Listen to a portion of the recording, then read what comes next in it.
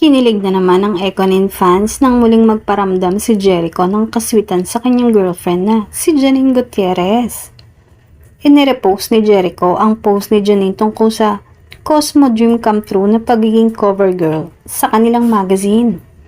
Halata namang proud na proud si Eko sa mga nakamate ng kanyang girlfriend. Masayang-masaya na naman ang aktres na si Janine dahil siya ang nakuhang cover girl para sa magazine na yon.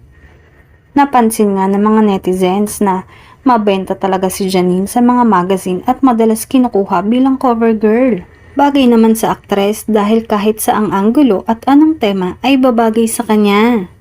Napakasweet nga talaga ng isang Jericho Rosales at talagang nakasuporta sa aktres sa kahit anong gusto nitong ma-achieve sa buhay.